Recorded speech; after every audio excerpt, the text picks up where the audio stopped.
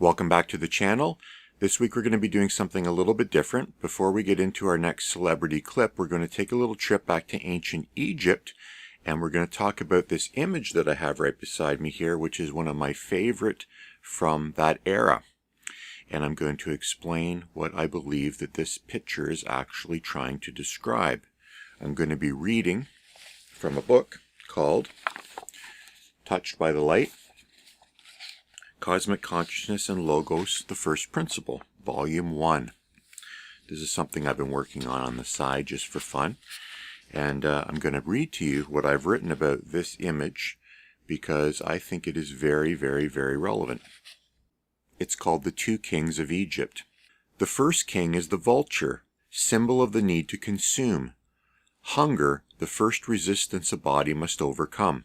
In nature, it is the most efficient creature to master the task. It does so by following the path of least resistance.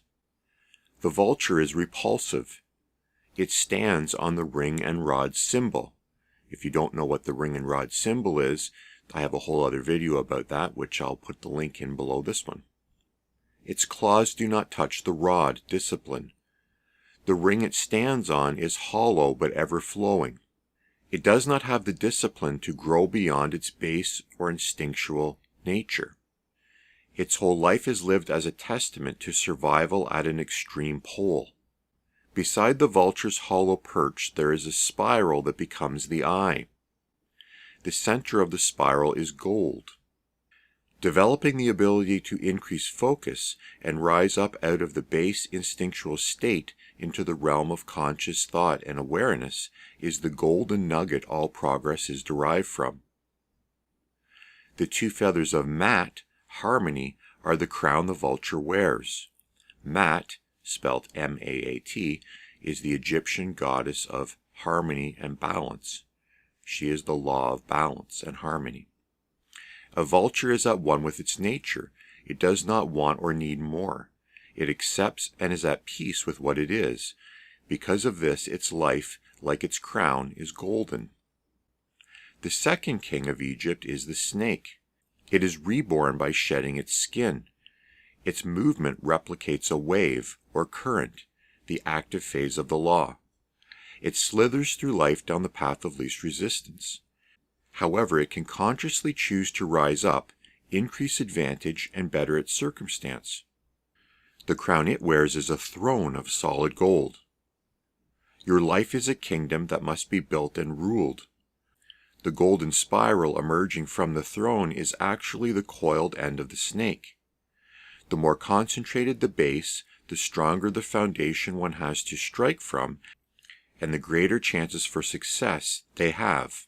Its head is black. Its eye is also gold. No matter how harsh the beginning, the end can be golden as long as you have a goal and stay focused on the ending you desire right from the beginning. The snake leads the way because the vulture cannot change. The process of shedding its skin is regenerative. It has the ability to transform itself. When it has risen up, it represents the conscious ability to view the world from a different perspective. It can choose to focus on an obstacle instead of simply slithering around it. The fiery eye of Atum, we'll talk about that in another video, becomes the all-seeing eye of Horus. It represents the relationship between focus and potential. The law of all that is and can be is mastered through study and awareness of how nature acts instinctually so you can rise above it and consciously create your own circumstance. Either path can contain the same amount of contentment and happiness once accepted and committed to. The base contains 7 clusters containing 4 tiny pillars with 3 gaps between them.